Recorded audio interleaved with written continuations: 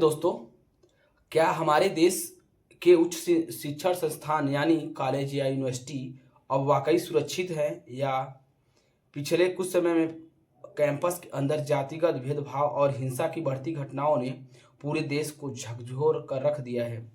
इसी को देखते हुए 13 जनवरी 2026 को यूजीसी ने एक ऐतिहासिक और बेहद सख्त कानून लागू किया है। अगर आप एक स्टूडेंट हैं या अभिभावक हैं या एक प्रोफेसर हैं, तो आपको यह वीडियो अवश्य देखनी चाहिए।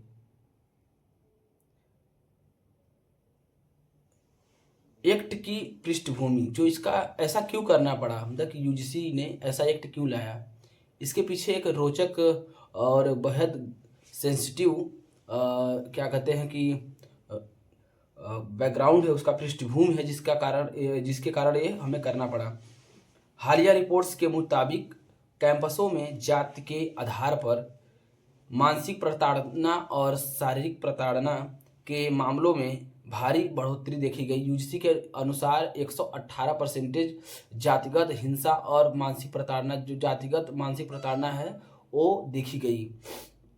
और पुराने नियमों में ढील और शिकायतों पर कार्रवाई न होना इसका मुख्य कारण था, जो एक्ट लाया गया यूजीसी के द्वारा। इस नए कानून का जो नाम है, यूजीसी ने अपनी शक्तियों का इस्तेमाल करते हुए इस पर नए एंटी डिस्क्रिमिनेशन एक्ट 2026, जो 13 जनवरी 2026 को लाया गया था। आप बहुत सारा वीडियो देख रहे होंगे कि इसका भी जो जनरल कैटेगरी के लोग हैं उसका पुरजोर विरोध कर रहे हैं।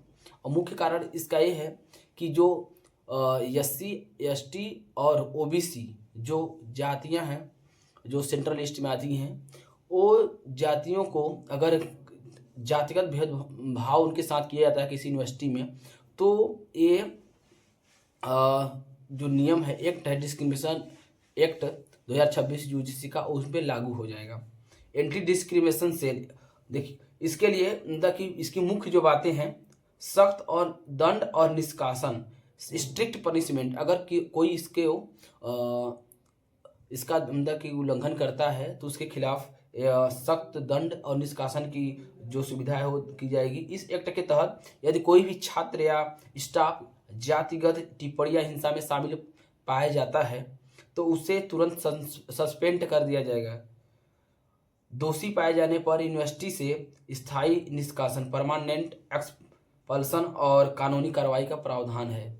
जो मतलब कि कोई भी इस हिंसा में पाया जाता है, संलिप्त पाया जाता है, तो चाहे प्रोफेसर हो, स्टाफ हो, कोई भी हो, तो उसको तुरंत ही परमानेंटली यूनिवर्सिटी से या महाविद्यालय से निकाल दिया जाएगा।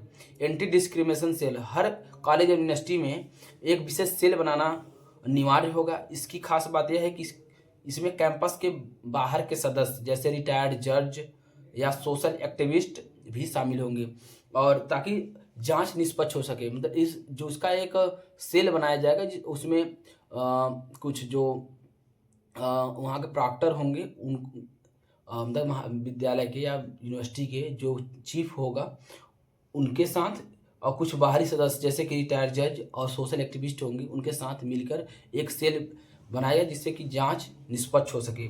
24 घंटे के भीतर कार्रवाई भी करनी हो, मतलब कि 48 घंटे के भीतर, 2 दिन के भीतर कार्रवाई हो, मतलब कि जांच होनी चाहिए, निष्पक्ष जांच होनी चाहिए। और उसके जांच के उपरांत ही उसको निस्तारण करने जरूरी समझा जाएगा। संस्थानों पर भी गिरेगी गाज।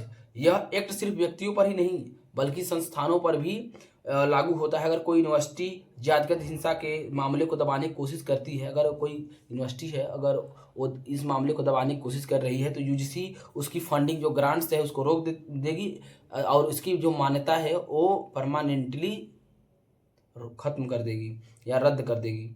जागरूकता और काउंसलिंग, देखिए इस सिर्फ सजा ही नहीं, ये यूजीसी ने यह भी अनिवार्य कर दिया है कि हर सेमेस्टर में सोशल इंक्लूजन पर वर्कशॉप भी होगा और सेंसिटाइजेशन प्रोग्राम आयोजित किए जाएंगे ताकि छात्र एक दूसरे की पहचान का सम्मान करना सीखें।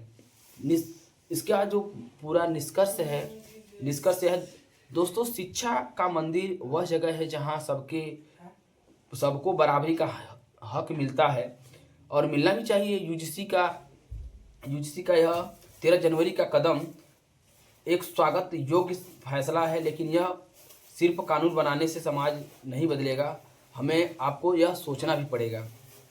तो यह वीडियो आपको कैसा लगा हमें बताइए। धन्यवाद।